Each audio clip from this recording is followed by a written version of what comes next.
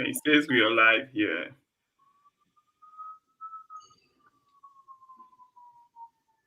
My phone's about to go dead. Okay, I think we're live on Facebook. Great. Not on this YouTube. We on. Okay, I think we're live on Facebook. Great. Not on this YouTube. Oh, there's a delay. And yeah, the feedback. Yeah, so we're gonna have like a 15-second delay. Okay.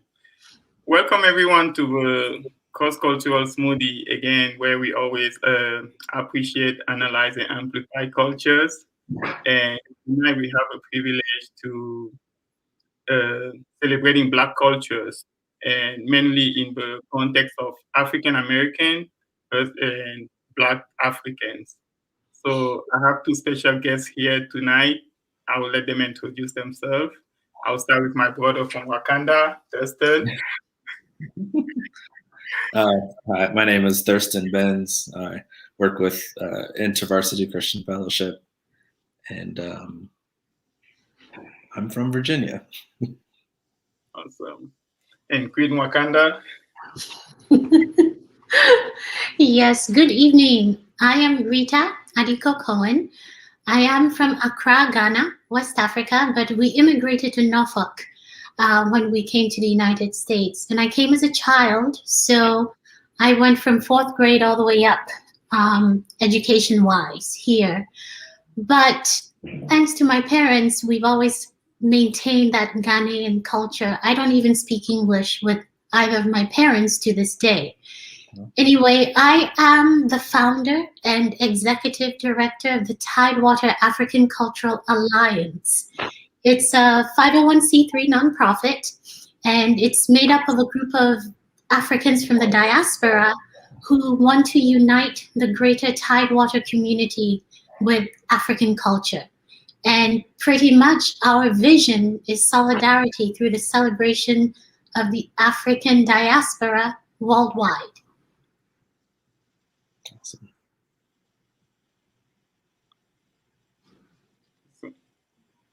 Thank you. Yeah, for some reason we only have one view, but I guess that's okay. Just making sure that we were live. Yeah, and Thurston, for you, you also like the author or co-author of a canon, our canon.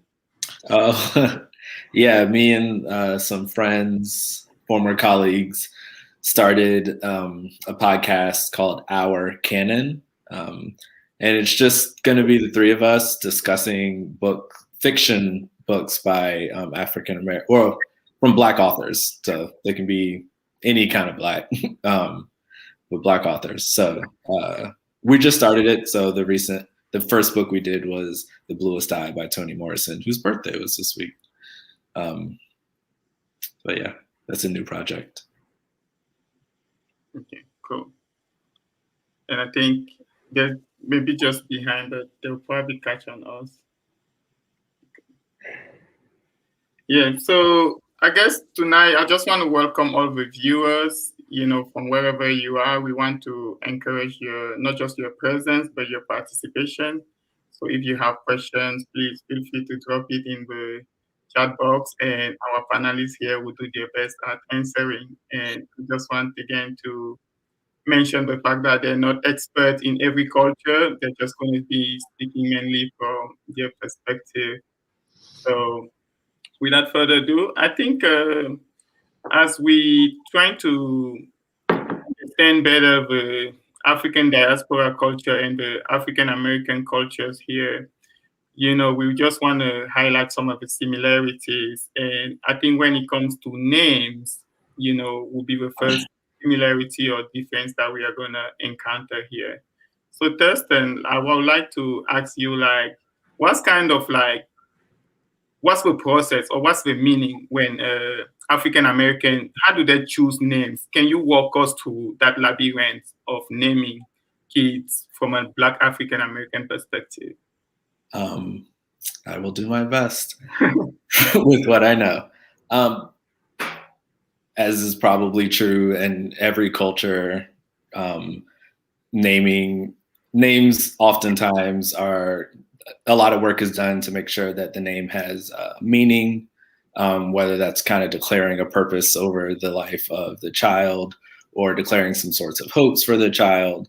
But I'll also say that, and I guess in smaller pockets or down to individuals, what classifies as that meaning maybe varies. I know that for some parents, a big concern was what that name would sound like or read like on applications, right? So part of the process of meaning is also like, what's this name going to do for the quality of life or the opportunities that this child has? So like that's meaning, but also it could be, so my name is from my mother, but when we asked her mother where the name came from, it was a connection of this couple that my grandmother stayed with when she got her first job. So like the meaning to her was, this family that took her in at a time of need. But then the meaning that I got is like, oh, it's my mom's name, which is still meaningful, but like a different process than like some major life event. So yeah, it can be connected to a family member. It can be connected to hope or a dream. Something that like means a lot to the parents. That's awesome. And what about you, Queen Wakanda? What's the process like, to name an African child? Absolutely. And again, speaking from a West African Ghanaian perspective, I know in my culture, it depends on your ethnicity or your tribe, because some, like the Akan people, the majority of Ghana, they choose the name based on the day that the child is born. And there is a lot of, I don't want to say folklore, but there's definitely some common beliefs about the personality of the child based on the day on which he or she is born. Now, some other ethnicities or tribes do that as well, but I know from my father's side, which is the Gadangbe, we are named based on the order and the sex that we're born. So, for example, my middle name, Koko, signifies that I'm the second born daughter on my father's side. And my brother, even though he's the youngest of the three of us, I have an older sister, his name, Late, means he's the first son. So it's very interesting how you look at it. But there's some really popular names on the Akan side. For example, there's Kwame, which is everybody likes that name, and of course now I don't remember what it means to be born on Kwame. I'm sorry, what it means to be born on that day, but it's a popular name that has even been carried over to the African American side and the diaspora. But the name is based on the day on which you're born for that side. There are others. And I know, for example, in Kenya, they even do it based on the time of day you're born. The time of the day that you're born. So there's so many different variations, but they all have some kind of significance. Yeah. Well, thank you. So I wonder if someone who is born during the week on a weekday, and someone who is born on weekend, how their personality would be if a person who is born on a weekday would focus on work, and the weekday and the weekend will be more like but that's really cool. And Teston, you mentioned something very important. Like names often, parents are inspired because they want the kid to have like quality of life kind of connections. Yeah. So I think there has been like this debate, among the diaspora, and also, as we continue to highlight the phenomenon of discrimination and racism. So sometimes, people say that you can be discriminated against on your application based on your name, And I think, Rita, you mentioned like your parents did everything to preserve your Ghanaian heritage, So I know you're not a parent yet, Thurston, but I think you can still speak into this when it comes to like value. So do you guys think that parents should be more encouraged to give names to their kids, names that will advance them and sacrifice their cultural heritage or family ties, just because they may be discriminated against, or maybe it could be difficult to pronounce. What are your takes? I'll go with you, brother of Wakanda, first. Brother? Oh, okay. I was just talking with a friend yesterday, actually. He has 2 sons. And I'm not a parent, but I wonder if a question that parents have to wrestle with, even if just subconsciously, is like, do I want to teach my child how to live in the world as it is? Or do I want to teach my child to like fight for a different world? And so I can understand people's arguments for either direction of naming, but there's one, I think one teaches a lesson of like, I'm going to name you, I mean, no offense, but like, I'm going to name you David so that you can, because this world discriminates against people like us. And, but I wonder if that teaches David to like assimilate and to blend in and to fold in, versus like if you go with a more traditional sounding name that honors like the heritage, it's going to make it more obvious who you are, where you come from on applications. You'll have to maybe deal with the teasing of kids when you're in primary school, stuff like that. But I think maybe when that kid grows up, that kid feels like the importance and the significance, even though it was like going to be a fight in some ways, it was still worth it to like be who I am. Yeah. But those are, again, the thoughts of a non-parent. But yet loaded with a lot of wisdom. Thank you, Thurston. As the parent of 2 now adult children, oh my gosh. You should have gone first. No, it's okay. I have always been a bit of a renegade, so I'm more inclined to think name your child what you feel. But now I'm going to back up and answer it from my culture, right? So historically, my parents' generation, and all the way probably up to mine, because of colonization, and I think this is the case for pretty much any sub-Saharan, especially West African country, we choose the first name from either the Bible or the Quran, depending on your religion. And then the middle name is from your culture. And then, of course, the last name, there's nothing you can do about it. And I think that was because it was a process of assimilation on the part of the natives to assimilate to the new, not quite new, but to the imposed culture from the Europeans, and to kind of blend in, because it was the same. To get opportunities, they should be able to pronounce your name. And then, of course, if it looks like one of their names, they're more likely to relate to you. What I've noticed, though, the trend recently is to get away from that European first name and just go straight for the African or the cultural name. Which is better? I don't know, but if I had a chance, if I had a choice, I would opt for the second, just because that's who you are. Mm-hmm. And if that's what you feel should be your child's name, then that's your choice. So then there comes the question of, oh, the child's going to go to school and people are going to have a hard time pronouncing his name. So what? That's an opportunity for cultural education. Mm-hmm. And probably at a young age, the child will resent it. But once he or she grows up, that child is going to realize, wow, I'm special because of my name. Mm-hmm. So that's my take. Thank you. Wow. I feel like I just need to sit here and keep taking notes. You guys are just, dropping tons of bombs of wisdom here on my lap. So thank you, guys. So I guess maybe the next topic that I want to tackle is the role of the African woman, of the Black woman in society. So I often hear that, like when women lead, it's kind of a sign of weakness. But I think coming from Africa, you see more women leaders, but I don't think it's because they're weak. So Queen Wakanda, why don't you shed some light on this topic of the role of women, Black women and African women? I can tell you that in our culture, the woman is esteemed.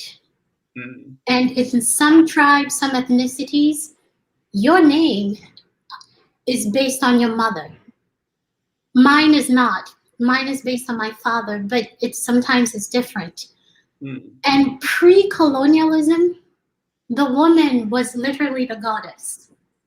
She was what mattered and what determined the lineage, especially in royalty.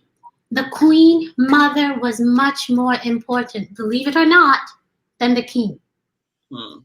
And of course, when colonialism came, the misogyny twisted everything around. We had, in Ethiopia, there was an empress, Empress Zewditu. We had the Queen Mother Ya Asantewaa in Ghana, who led the War of the Golden Stool for almost a year because the men in her village did not want to confront the British. There are many, many, many different examples. But the point I'm trying to make is whether it has been diluted because of our history, the role of the woman in the African culture will always be up here, regardless of what has been done to try and lessen that role. Now, we are always seen as strong. Yes, we are. But sometimes that can be to a disadvantage. Especially it's been proved medically. In the United States, when a Black woman or a woman of African descent goes to the ER, she is less likely to get treated before someone else because she can handle it. So it's a two-way street. Yes, we are esteemed. Yes, we are strong. But I think we also have to realize that when the time comes, we should be able to ask for help. Whether it's from our friends, from society, we should be able to get the help we need rather than pretending to be strong all the time. Amen. Yeah, thank you.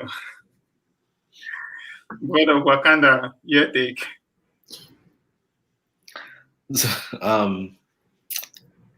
What's the question again? I mean, just the role of a woman.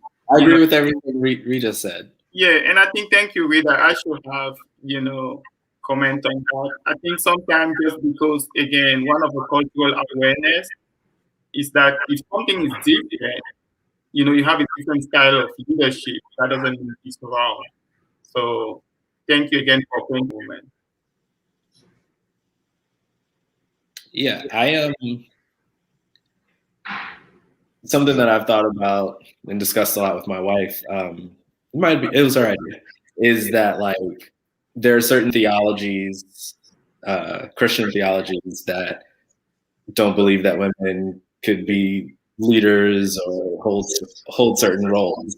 And we were talking about the reason why like denominations that hold that theology might not have a lot of Black people in them. It's because matriarchal, like how do you have a matriarchal society or family structure and then also like go to a church or believe something that says that the person who you have revered and who has taught you so much and been an authority over you can't be an authority over you in this building. So all that to say is I think African American communities, I would, maybe the phrase is like a matriarchal leaning, just in terms of like respect and authority and like grandmothers, big mamas, like they command a lot of respect in families, loved and protected. And, unfortunately, because of lots of consequences of systemic racism, like a lot of Black families have been at various times, for various reasons, like had the man removed, whether that's due to, mass incarceration or some of the consequences or effects after that. So then you're talking like, well, if someone was raised by their mother who was also raised by her mother, like how do you not come out of that respecting and revering and honoring what like a woman can do in your society, in your family. So, and Black women was it like the highest percentage demographic for, I think, master's degrees, maybe even PhDs too, maybe, I don't know, some form of higher education. It's like Black women are like leading in that like demographic or statistic. It's like, they're just awesome. I love them all. Awesome. Yes, go Wakanda woman. That's very encouraging. Thank you, guys. So I guess the next topic that I want to touch on, and I don't know if it applies to both of your culture, but there's this concept of like the Black tax, and again, it's more like Black people are always looking, to help their own, whether it's parents or cousins or, just like the extended family. So is it something that applies more to the African culture? How do you see that in the African culture and in the African American culture? I'll start with you, Queen Wakanda. Did you say the Black tax? Yeah. I'm sorry, I have never heard of that. Maybe, I think, go ahead. Okay.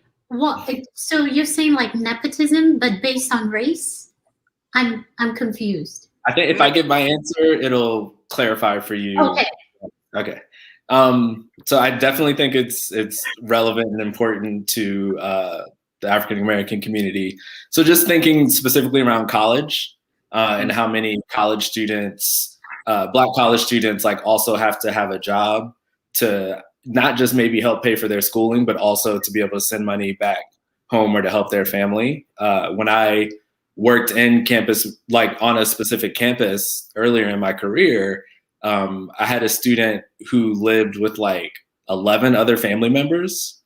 So, and like she was working to help support the household, right? The family. She was one of the older siblings, I think. So you think about that, right? Like, okay, everyone gets to go to college. She's at college just like a white counterpart might be at college. But she's like having to hold down a job, and not just a job for like spending money. Like her being able to hold this job helps provide for her family and her household. Like that's a tax. That's an extra burden that is on her mind, probably adding stress to her life. She's not able to like be and exist in disconnected way from maybe her direct, her nuclear family, maybe even grandparents. And yeah, that bears out also, like after people graduating, maybe get, full-time work and start making more money, like they might still be expected to care for aging parents or care for a sibling, who's coming up right behind them. Oh, your brother just graduated. He needs a place to stay, and you're 24, so let your brother stay with you. And it's like, how many 24-year-olds who aren't Black have to deal with stuff like that? Mm-hmm. Thank you. Okay, now I understand. And maybe for more context, in the African context, it's more like how often do Africans have to send money home? Right.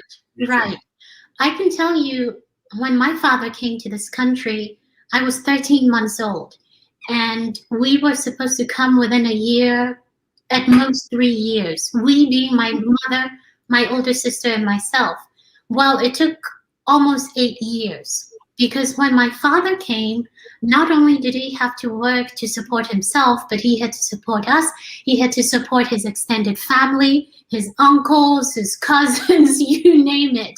And this is the case for the majority of the Africans who come here. We come here and we dive right into the education, the higher education. And then the first job we get, that paycheck is not just for us.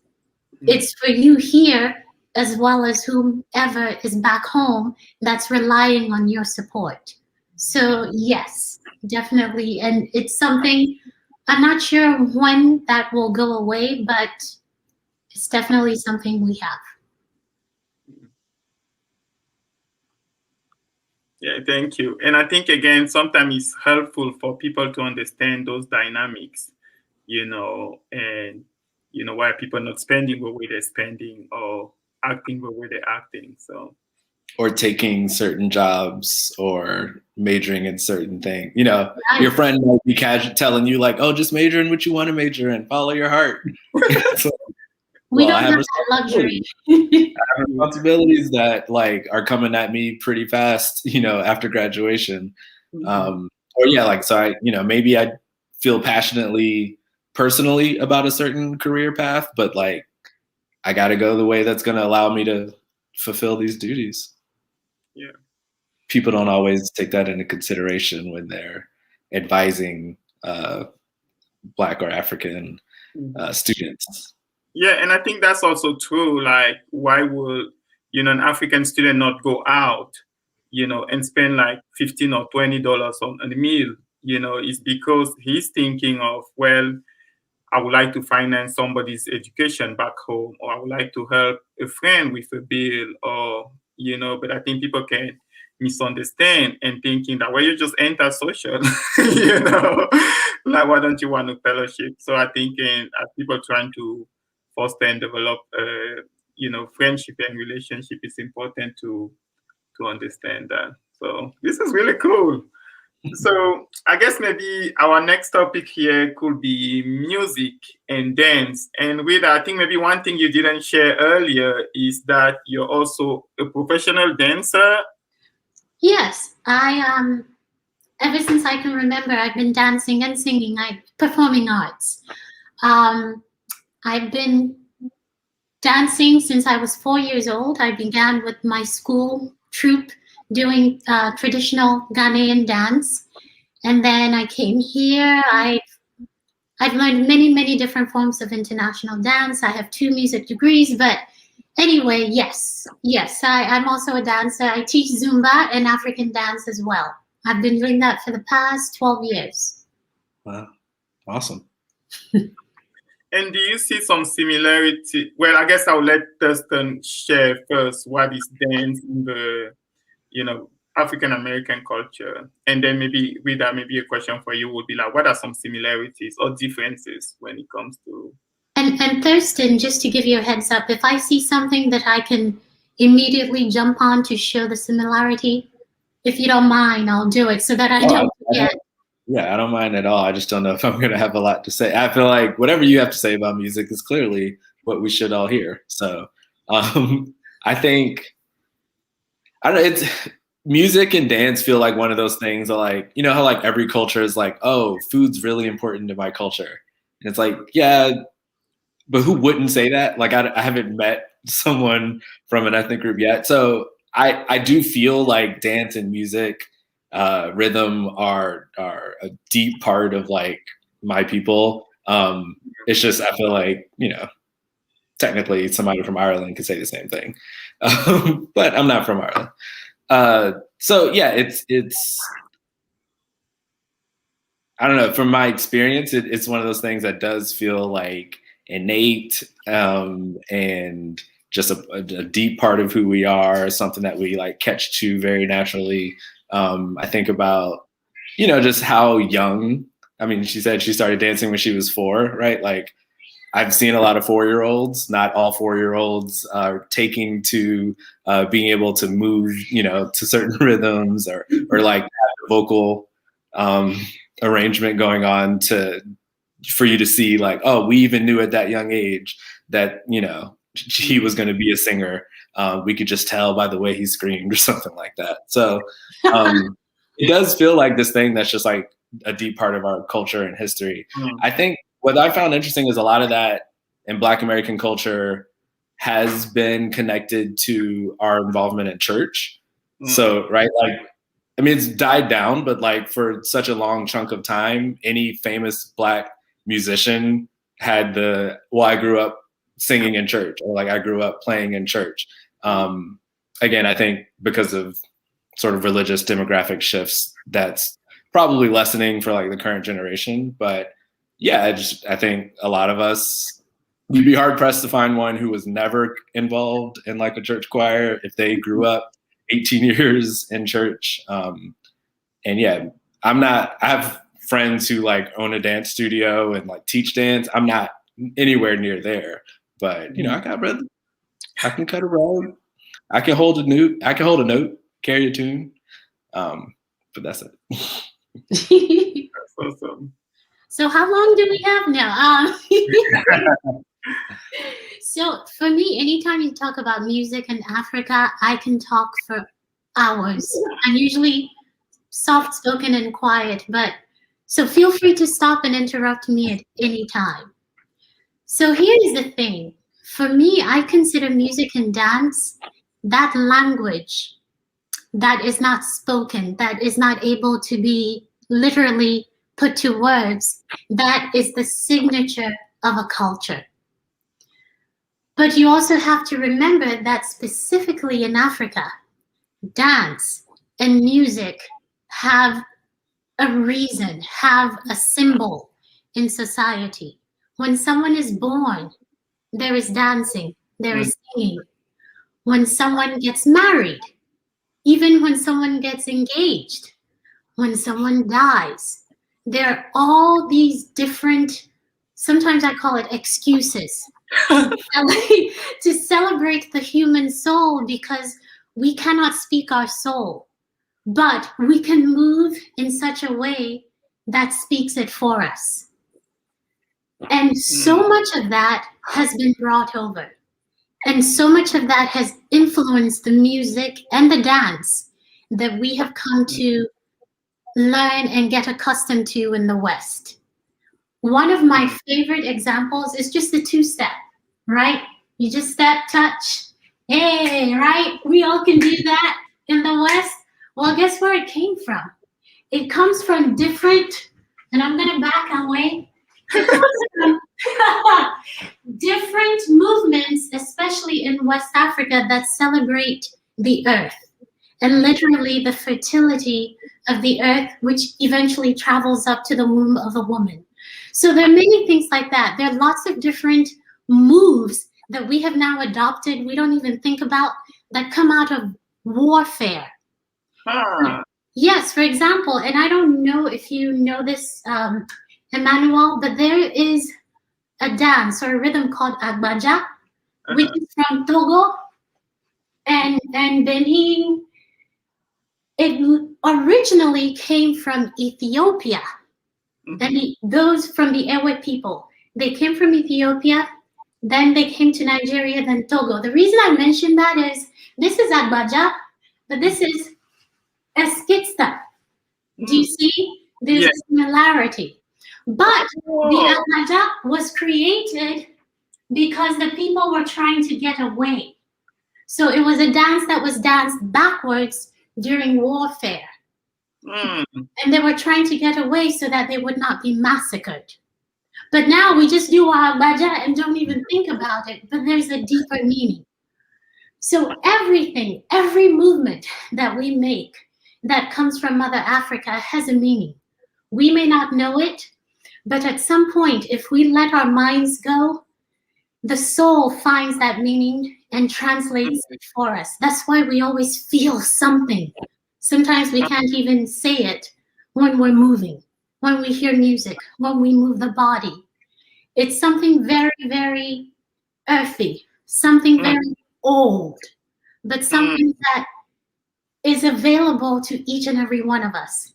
I'm going to say something that will shock you. Even Mozart had it, Handel had it, Bach had it, and definitely Beethoven had it because his grandfather was from Africa. So Western music owes a lot to African music and culture, the same the dance and the arts in general. I'll stop because I won't be able to stop if I keep going. This is very powerful, Rita. So I mean, I've seen like African dance, but I never put meaning to it. To me, it was just performance, you know. So again, thank you for just like explaining it to us. That's very rich.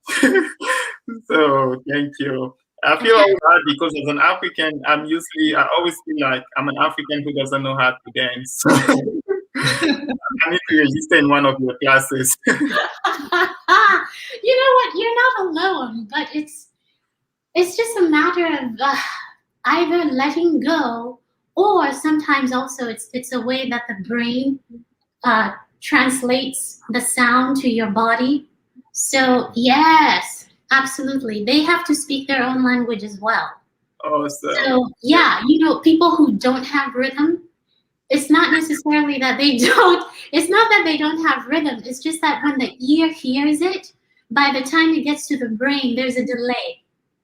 Just like there's a delay in this, in Zoom and stuff like that, it's the same thing. Okay. So by the time you hear the rhythm, it's gone, because it's too late for you based on the way your nerve endings are created. So yeah. That's incredible. Sorry, this stuff is like. You're very fluent in this language. That's why we had you on the call. Thank you. I guess maybe the next topic that I would like to talk about is fashion. So I will start with Kirsten. Like, what is fashion like for the Black culture? What is what like? Fashion.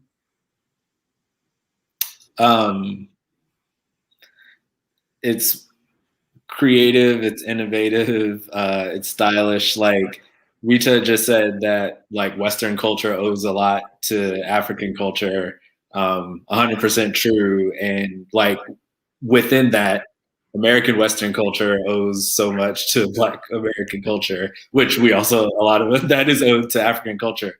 So everyone owes everything to Africa. But yeah, I think the trends, right? Like, I think people kind of make jokes or memes even about this a lot online, but like whatever is a trend that some white celebrity is, getting praised for, Black people were doing 20 years prior, and probably getting like denigrated for it.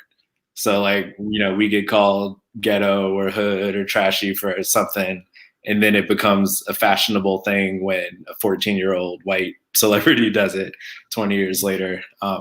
So yeah, I think fashion, it certainly serves a function of like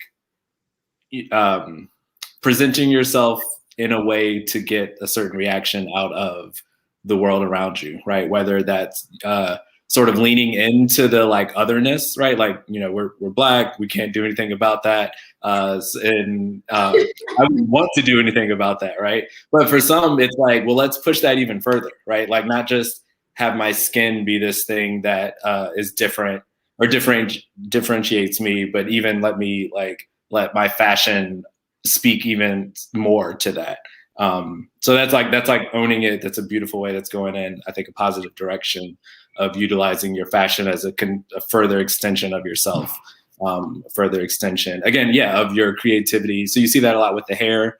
I mean, you can even get into like tattoos and piercings too, right? It's just like, let me, in every way imaginable, show that my body is a wholly created thing, is a beautiful thing, is something that is meant to like magnify as a Christian, I would say like magnify the beauty of the Lord. Like it reflect his beauty being reflected in how I present myself. So yeah, the creativity that is available with like Black hair, for people who are really into makeup. I mean, I've seen people do really like artistically beautiful things, right? Even with makeup. So yeah, I mean, that's added on to the fashion conversation.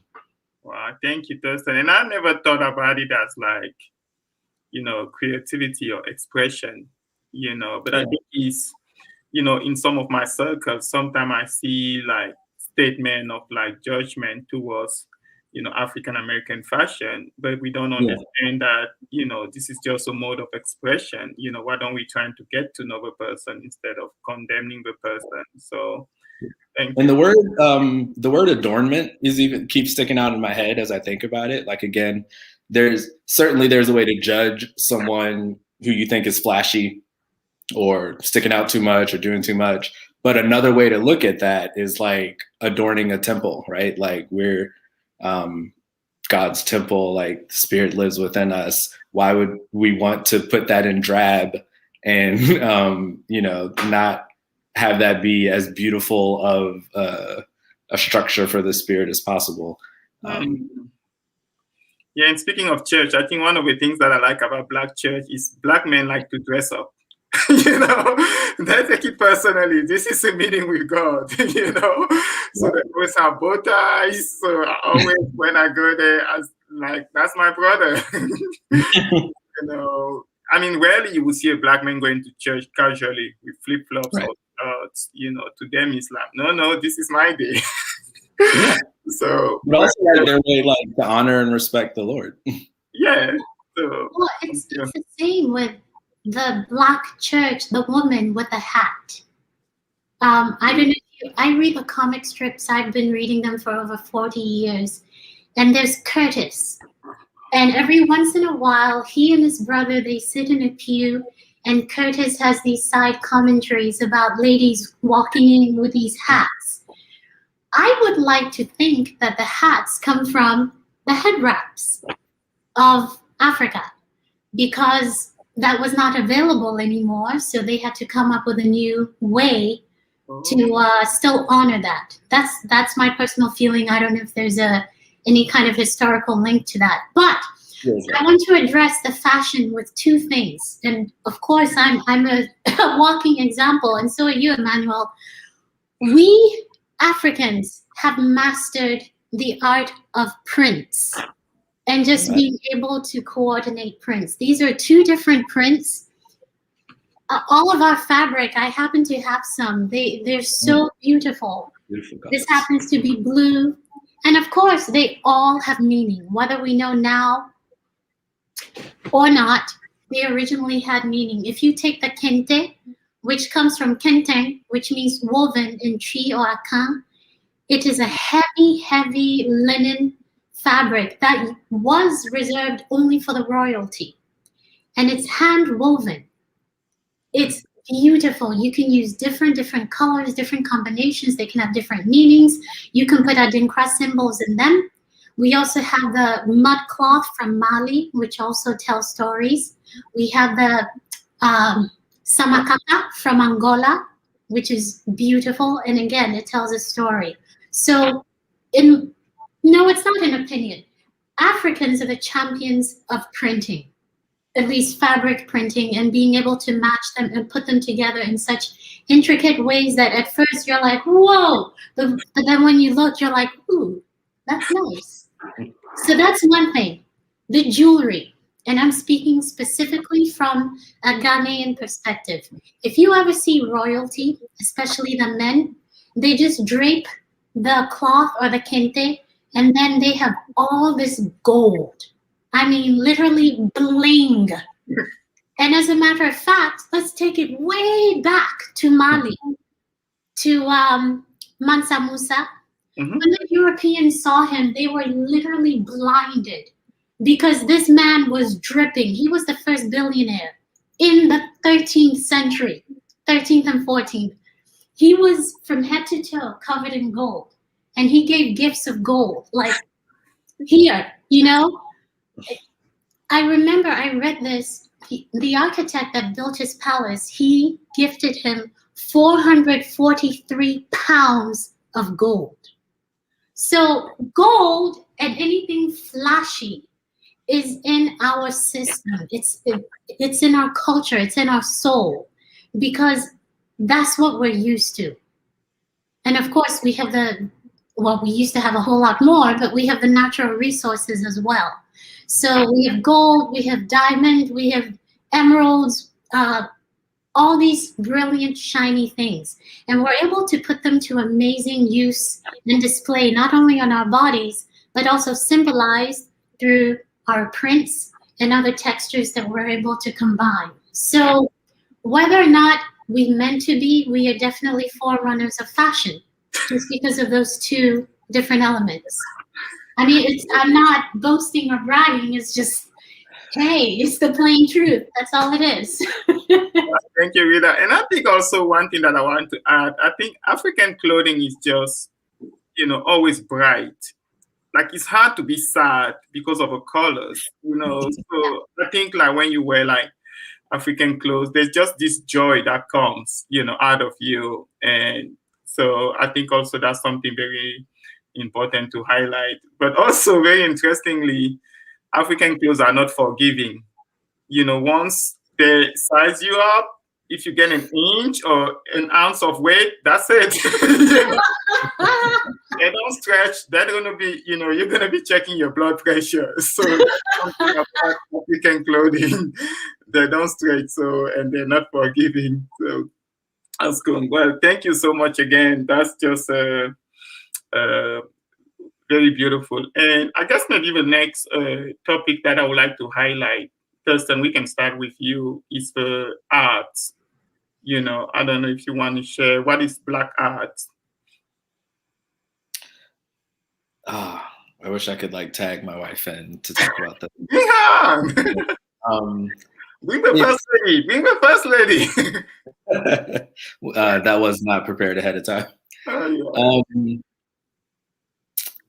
I mean, art everywhere. It's expression. It's expression of the story of the people, which could include the future, right? Like it could include the aspirational part or the hopes for the story. It's not just about the past. What's interesting, again, I would say like there's a predominant degree to which we are the trendsetters in lots of things. I think also you think about art and creativity. I think what traditionally sort of under-resourced community can do, right, with fewer resources in art is sometimes like kind of the crucible, like purifying or drawing out something more valuable, more interesting. So, it's just kind of interesting. You think about what, especially now with technology, like what some 10-year-old Black kids are doing with like iPhones and video recording, and you're just like, what? And but you think about, I mean, there's a way that even sort of the historic oppression in some ways like serve the art, right? Whether it's because of, I don't know, it probably just does something in the heart and the soul of to make one, I don't know, maybe more of a dreamer, right? More tied and connected again to like things that are beautiful, things that are glorious, things that are hopeful. And there was something else I was going to say, but I forgot. So I'll just leave it there. I think the arts, it's interesting. It's interesting how we have moved. So you think about like music and like all the ways that Black people have like created the baseline for so many different forms of music in this country. But yeah, even into sort of different forms of media with art, like painting or sculpting or even photography. And the thing I was going to say, sorry, is I think it's sometimes frustrating for artists to feel like, well, then their art is always making some, deeply political statement. It's like, oh, I just want to make art about, I don't know, beautiful bridges that I see as I drive across the country. I just want to take photographs of that. But the reality is, due to the nature of like being Black in America, like we are politicized and everything we do is politicized. So I think there's some ways that adds to the beauty. I'm also sure that there are ways that frustrates artists who maybe, they weren't going into it with that kind of agenda. But maybe that's part of the Black tax in a different way, right? It's like, you can't even just do the thing that like your heart tells you want to do, because everyone's going to say that it means all these other things. Interesting. And one thing maybe that I also appreciate about just Black art is like the eloquence, the poetry of the African American culture. I think just the way they, we just saw this young lady, Amanda Gorman, recently. But I think when you go to church as Black people preach, it's just as if they're singing, Yeah. It's very powerful. What about you, Queen Wakanda? It seems like you got some tools there that you want to show. Well, I didn't even intend on it, but I wish I could show you. All throughout my house, along this wall where you walk, I have all these sculptures, wooden sculptures. And they're not the sculpture, they're more like bas reliefs. But that's something that comes out of Africa. And of course, again, they have a deeper meaning because, centuries ago, they were used for religion, for animism, for the chief, so many different things. But we are definitely known for our wood carvings, like this giraffe here. And then, of course, masks, which again can be for the medicine man, medicine woman, And just what we were talking about before, the fashion, that comes from art. You know, the patterns, the prints. There's actually a Nigerian artist who is a musician and an attorney, but now he's an artist. His name is Laolu, and his signature is creating these white designs and patterns that people have called tribal, and he finds it very offensive. Even Starbucks has carried mugs that have his designs, and I have one of them. And he has painted, I believe, on Alicia Keys, Beyonce, just these beautiful body art. And again, they have meaning in the, I believe, in the Igbo religion and people of Nigeria. So the thing with us, and when I say us, is continental Africans, is everything we do, be it sculpture, be it painting, be it printmaking for fabric, there's a meaning behind it. There is a much deeper meaning. And sometimes it can be translated across the water.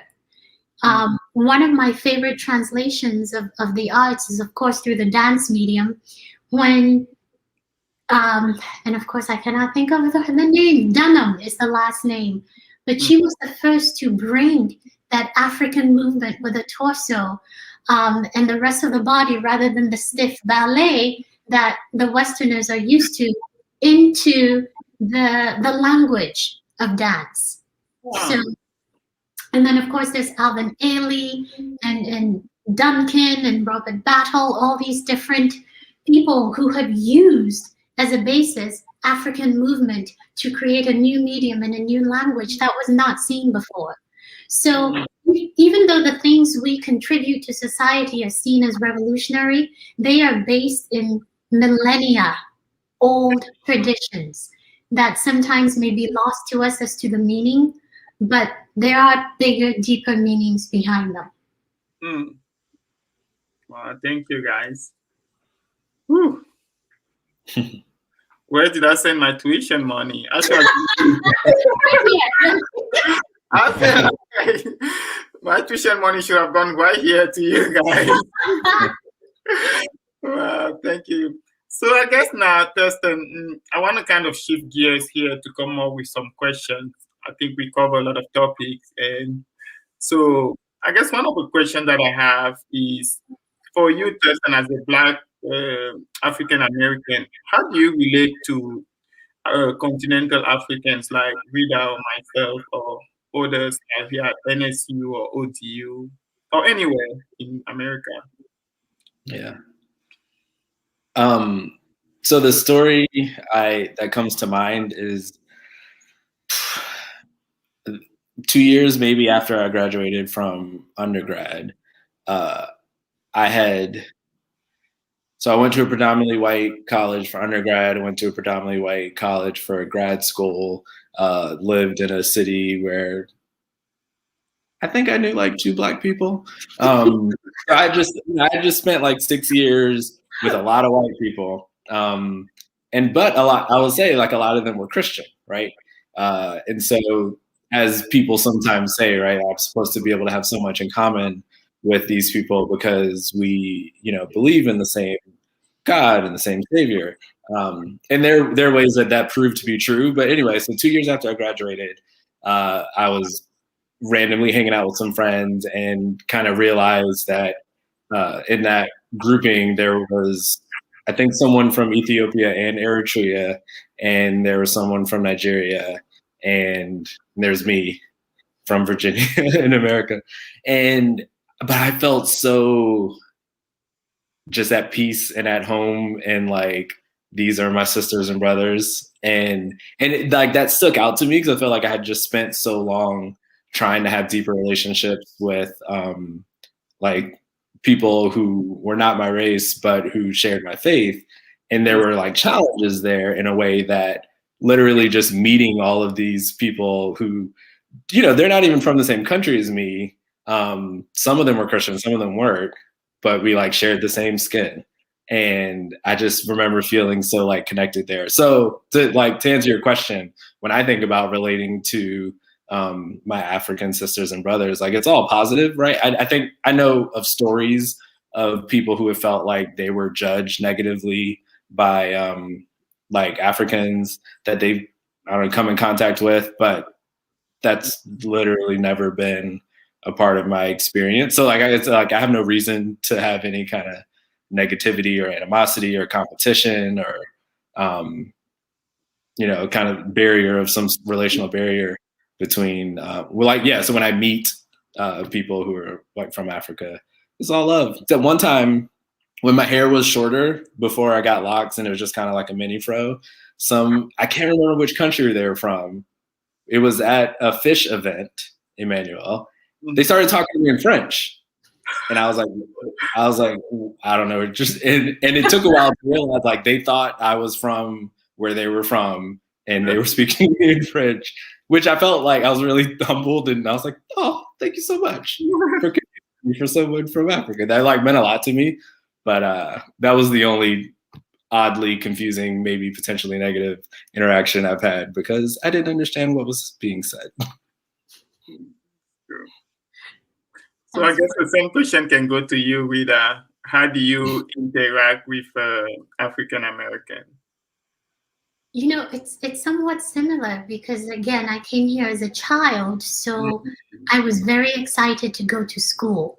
And we grew up here, so this was a predominantly white community, and I went to a predominantly white elementary, middle, high school, university, blah, blah, blah. So when I first got to school and I saw Black kids, I was so excited because I immediately thought, they too are from Africa. They too are from Ghana. So I ran up to them and I was just like the person you met, Thurston. I started talking to them in my language and they were like, what? So I learned very quickly that, and again, this is as an African child, we look alike, but we don't speak the same language. And I never understood that until, of course, I went to middle school and high school, and then I got all the history and all of that. But how do we relate? So it's interesting that we both almost said the same thing. Mm-hmm. Someone, and before I go back to that, TACA, the Tidewater African Cultural Alliance, has been doing 28 Days of Africa, where every day, and the diaspora, every day we pick one person from the community to highlight a specific country. And the reason I'm bringing that up is you will see we've done 19 so far. They all have much more in common than not. Whether it's somebody from Niger or somebody from Guyana or somebody from Haiti or somebody from South Africa. There's so many values that we have in common. There's so many, I don't know, it's just, it seems to be the same. The only thing that's dividing us is the water. So even though it has been diluted or it has been differentiated through language and through separation, we're still united by culture. There are certain things that cannot be taken away, because it's just part of the ethos of a people. And I personally have really never had any bad relations with African Americans. I know that some African Americans think that Africans don't like them, but I'm not one of those Africans. So I cannot speak on that, but I know that belief exists. Emmanuel, are you still with us? And I like it. I'm here. Can you hear me? Yes. Thurston, can you hear me too? Yes. Yeah, I think I'm just frozen. Maybe my connection is not. Yeah, I think your video is just off. Yeah. Okay, let's see. But we can hear you. Yeah, we can hear you, so that's good. Okay. Yeah, I guess maybe, I think the next question that I had is more like, what are some barriers that do we see between the African diaspora and African American? And I think we touched on one of those. The only barrier is water. So I don't know if you guys want to spend a little bit on that. Some of the I missed the question. between I think you said what are some of the barriers between continental Africans and Africans of the diaspora? Oh, yes. okay. Okay. Rita, would you like to go first? Sure. So for me, I think beside the obvious language, it's just the way that we were raised. Excuse me. I know that specifically in Ghana, we are literally raised by the village. So everybody has a hand in not only raising you, but also disciplining you. and here, there are little pockets of that, but not overall, not as much, because of this is probably not the right word, but the overdevelopment of society. In Ghana, you can go out, you see children playing, you see adults sitting, you can talk to both groups. There's just more interaction, more to do with each other. Here, it's more private. Uh-oh, we lost Emmanuel. Yeah. Does that mean that we're no longer streaming, or? He just texted. Sorry, guys, I think my computer froze. Oh, gosh. I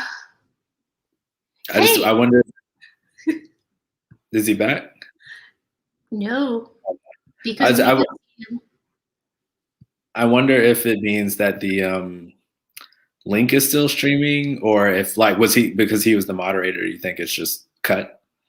I wonder if it means that nope, we're just on we're still streaming live. Yeah. Okay. Wow. Yes. Yeah. So you want to go ahead and answer the question? Yeah, I think again, besides the obvious language barrier, it's just the way, because of the way our societies are set up in the various countries, we relate differently. I think that's the way I see it. Yeah. Barriers. So I think that the machine of anti-Blackness as a global thing it works on everyone, maybe not equally, right? So something I say about just with like American racism is we think about some Black people who have like negative self-views. Sometimes it's like, well, every negative message that a white person who grew up in America got about Black people, that Black person also got the same message, like subliminal messaging in television or ads, or how they cast Black people to be the criminals in movies, like all that messaging that serves to create a negative like picture of Black people in America and like media. Like everyone gets that, right? So I say all that to say, I wonder if, then to some degree, like all the negative images that get put out into the world about Black people in America, like Africans get those messages too. And if you don't know anyone or have any connection or any reason to doubt that, then whatever movies or TV shows or news articles or news stories you're hearing, like that's the only basis you have to think about Black people. So I think, I just think like anti-Blackness works everywhere. And then in the same way, like there's anti-Africanness that Africans are painted in all of these horrible ways and have been, and probably some of that is to like try to justify slavery. So Africans being savage or inferior, like those are also messages that like I got as a 5-year-old watching some cartoon, right? Like watching Captain Planet, watch something that should be innocent is still like putting forth racist and stereotypical ideas about people. So again, like forgive me, any friends of mine if I'm forgetting, but like I don't think I was like friends with someone from Africa until college. So I didn't have any personal connections that sort of like showed me what different people from Africa were like until I was an adult. So that can be a barrier. So like essentially our ignorance and what we don't know about each other serves as a barrier. Absolutely, Thurston. And I have to jump back on that because, excuse me, it wasn't until the technology boom, right? When Africans themselves got cell phones and everything that we actually saw what Africa really looks like. Because before then, we had the 60, 70, 80-year-old media hype that was Africa. And I remember when I came to the US and I went to school, I did not understand why child after child, yay, he's back. Why child after child, regardless of skin color, was asking me if I lived in trees, if I lived with lions and tigers. And I was just like, I've never seen a lion or tiger in my life until I went to the zoo here.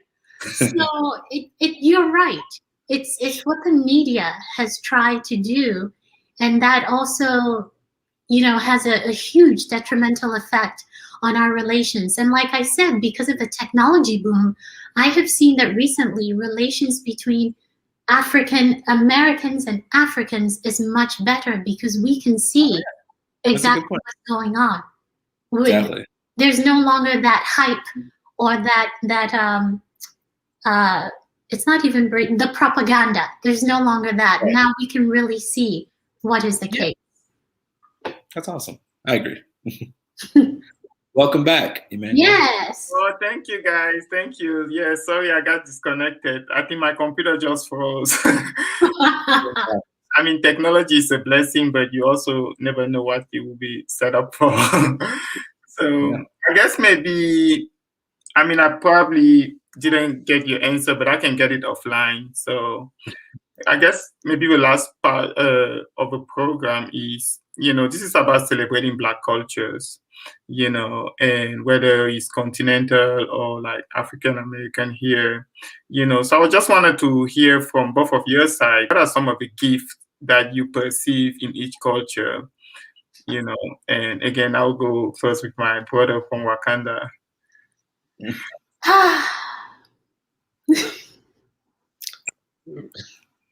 How about Rita go first? Queen Wakanda. Why don't you go first, Queen Wakanda? I'm talking about how in Africa we elevate our women and all these things, and I'm going to put you on the spot. From class. You always have Thurston go first. I'm just saying it. I'm not making it up. It's what's been happening. So I'm just wondering what is making you do that. But yes, I'll go ahead and answer the question. The reason why I was asking him first was that so that you can, how do they usually say, like, when they have a concert, they usually have an opening band. Don't they do something like that? And they say the best for last. So great work. Elevate you ourselves. I feel like I elevate you ourselves. So very smooth. But opening because you're so humble, you want to go there. So Rita, in all humility, please go ahead. That's great. In all humility, Rita, go first. Oh, so now I can go first? Because you're humble, I want to say, for last. Okay. So I'm just going to say it. There was this huge brain drain of Africa for obvious reasons, right? I actually spoke to Vincent Tucker yesterday, who is a descendant of the first African American born in Virginia to Angolan parents, William Tucker. And he told me that the ship that his ancestors arrived on left Angola with 350 Angolans. By the time it got to South America, there were 80 left. And then by the time it came to Hampton, Port Comfort, there were 20 and some odd left. This is what has happened to the continent of Africa. But those 20 odd that came, and whoever else that came along the coast, they have built this country. And they built it from knowledge and tools that they had from the continent before they got here. So for me, I have ultimate respect for the African Americans living in this country who have literally lost their lives building this country. They have an innate gift that, yes, comes from us, but the experience that they have had for centuries, for generations, is incomparable to any other group of human beings on this earth. I thank them and I honor them for their contributions to society, to this country, and to the African people. And I truly believe that because of those gifts, if at some point they were to return to Africa and start using those gifts there as well, Africa will slowly come back to where it was. So I'll leave it at that. Thurston. So when Thurston goes to Ghana, Rita, you have to give him a piece of land. So that has to start with you. If I have a piece of land to give him, I would be more than happy to. Well, see, I should have gone first because that was beautiful. And I don't have anything to say that stacks up to that. That was beautiful. I wish I had a better way, in different words, to say something along the lines of like, imagine a people in a continent, right? Several groups of people, several ethnicities, who such a concerted and long-standing effort has been done to like destroy them and to denigrate them, to dehumanize them, and like look what has not only survived, right, but continued to live and thrive and honor and hold history and hold humanity, right? I just, when I think about like Africa, African people, I think it feels a little negative to say like, oh, a great story of perseverance, because then that would make it seem like the only, like the identifying thing is how people who have been attacked, right? But a culture, a group of cultures that are so old, right, and vast and deep and meaningful and powerful that they have survived and continue to live and thrive, even in the face of, I mean, I don't think it's an exaggeration to say like attempted decimation of people, of the land, of the traditions, of the languages. And I know like so much has been lost, but like so much has survived, so much is still here and still with us. And I think that's beautiful. I think that's something to be very proud of. So I honor that in my African sisters and brothers. Yeah, and I think also like that value of resilience is something that I appreciate. Just understanding more the system here, how a child can be fed at an early age, and just being discouraged and not thriving, but seeing how, African American continue to excel, in spite of all the hurdles that they have to go through. And we know the number one blockage is mental, I'm an athlete, I play soccer. If I just not have a ref, he's not gonna be fair, against me. He already put me out of the game, I don't even want to try, because it's I can score 5 goals, you're gonna let them score 6 goals, I'm gonna lose, But I think just to see that resilience, knowing that, the system is not for you, but keep fighting and keep achieving, and keep raising kids, in the midst of that is something that I've very appreciated. And I think also the sense of go ahead, Queen Wakanda. I'm sorry, I just remembered one more thing that is very important to me and very, very close to my heart.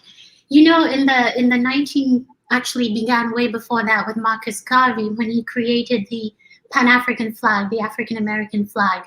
That contributed so much to the consequent liberation of West Africa.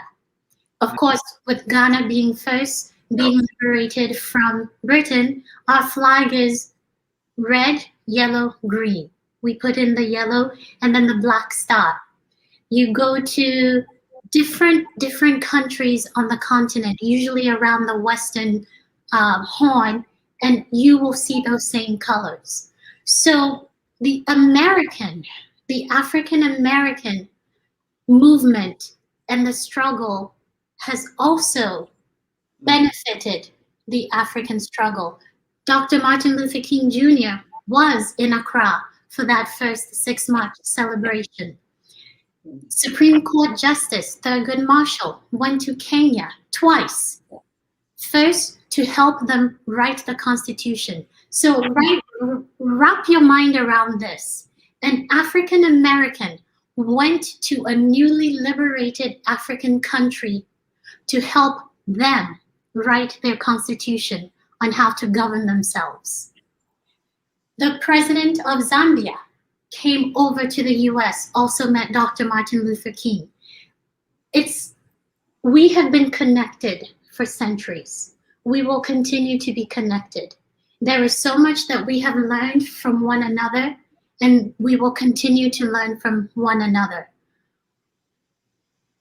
It just has to continue that way, and there has to be a way for us to get even closer together. Because historically, we have really helped each other, whether or not we are aware. So to take the civil rights struggle of African Americans and to have it boost the struggle for independence on the continent speaks volumes. So I just remember that. Sorry. Oh, and again, I just feel like I should just, leave a call now. That was a wrap. Because when you have spoken, and what else can we add? But I think, my mother's contribution here is just in terms of gifting. I think us as African, we bring also the gift of joy, and I think sometimes, we look at when we compare what African American have compared to what we have back in Wakanda, we think that because we are happy with so little, we hope that we can inspire you, to be happy with much more that you guys have, here. We don't feel like you should not, aspire for more. But I think we can inspire one another, Right. and in that regard. And I think one thing that you can go home and see is like, people having very little, but yet with happiness and with joy out of your heart, Yes. make you feel like those are billionaires, but when they probably don't even have a meal, So I think that's one thing that we can, and I think also something that I value from the African American is the sense of entrepreneurship. In Africa, I don't know if you can do a business, because like, oh, Rita, you're my cousin. Can I borrow it? Oh, I'm your uncle. Because relationship is so much into the family that you can't say no to family, So whatever business you're trying to learn is going to be very hard because business and family would just be the same. You can't fire a family member. So I think those are some of the things that I can think of, and more importantly, like readers say, we have to continue to be together. Community is one of the things that Africans are known for. Like the proverb says, alone you can go fast, but together we can go farther. So, and I think, when I was posting this event, I say like, back home, I used to think that I'm just a Bantu, but when I come to America, now I'm Black, So we are together in these ways together, So, and I think that's why we have to work together and advance together. So those are just like a few things here that we can continue to learn from one another. But I think ultimately, I'm just so thankful, for this rich panel, learning more from the African American perspective and, as well as from the African perspective, So Rita, thank you so much. And Thurston also, thank you so much again. This was wonderful. And there's so many takeaways here that I will have to continue to digest for, the rest of the pandemic until I get a vaccine, even beyond. Whatever that's going to be. Oh boy. Again, kudos to you and thank you guys for sharing. Yeah. Thanks for having us, you. Rita. A pleasure to sit at your feet. Yeah, Yes.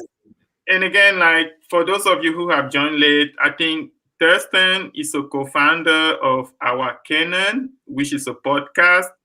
And Thurston, why don't you again just tell the latecomers what the podcast is about? Right. Our Canon is a podcast of me and two friends, two Black women that I knew through work. And it's just us discussing Black fiction literature, the stories that like should be canon, but aren't considered canon because they were written by a Black person or about Black people, or even some newer stories that we think will sort of stand the test of time and become like, these are the books that I should have read, or these are the books that I wish I had been assigned to read in high school or college. So it's hopefully you'll just hear the three of us having a really good time discussing Black work. Thank you. And Queen Wakanda here, Rita, why don't you tell them who you are? Sure. I am the founder and executive director of TACA, the Tidewater African Cultural Alliance. And we're trying to bring the greater Tidewater community together through community outreach, community service, educational programs, and cultural arts and events. And we just want to bring our people together. Our vision is one of solidarity through the celebration of the African diaspora worldwide. So even though we're based in Tidewater, specifically in Virginia Beach, we definitely have a global reach. And that is one thing that, interestingly enough, the pandemic has allowed us to gain access internationally because of virtual capability. And I'm also a dancer, dance instructor, singer. I'm a 12-year Zumba and African dance instructor. I do many, many different things. I translate and interpret 10 different languages in documents and conversation, whatever is needed. And I am just here as a proponent of the person of African descent. Whether you were born on the continent, whether you were born away from the continent, it doesn't matter. We all come from one people. And I truly believe that we have the capacity, the drive, the intelligence, and the means to become one again. And that's what I'm working on and devoting the rest of my life to doing. Yeah. And thank you, Rita. And one of the cool things that you've been doing is highlighting one country in Africa throughout the month of February. Yes. And how can people be aware if they want? Absolutely. You can follow us. We are on Facebook, or you can go to our website, TACA, like taco, but with 2 A's. So TACA, the number is 757.org. That is the website. We're also on Instagram and, of course, Facebook as TACA757. And the program, thank you. The project that Emmanuel was alluding to, it's a hashtag, 28 Days of Africa. And this year we included "and the diaspora," because we're taking a local community member or someone who used to live here to represent each country. So every single day, including today, we've had 19 different countries represented so far. We've had, of course, the continental Africa. We've also had the Caribbean. And just yesterday or 2 days ago, we had Guyana. So we are making an effort to highlight and showcase not only Africa, but the diaspora as well. Yeah. Nice. Yeah, thank you, Rita. And I'll put some information there for the viewers. But if you have any question, feel free to to reach out to us at if you want to get in touch with Thurston or with Rita, you would like to hear more, the best way would be to send us an email at culturalsmoothie@gmail.com. And again, this is a podcast for everyone and for everyone. So if you have a question or if you have a topic that you would like to discuss, this is a smoothie. We just want to blend cultures from left to right. Bring your culture, we're going to blend it here, and the more flavor, the better it is. I love that. Again, I want to thank you. I want to thank all the viewers and more importantly, our guest tonight. Thank you, brother from Wakanda, Thurston, and Queen Wakanda, Rita, and I hope you guys have a wonderful weekend. God bless. Thanks. Bye. Thank you. Stay safe and well, everyone. Thank you. Appreciate you guys. Good night. Good night.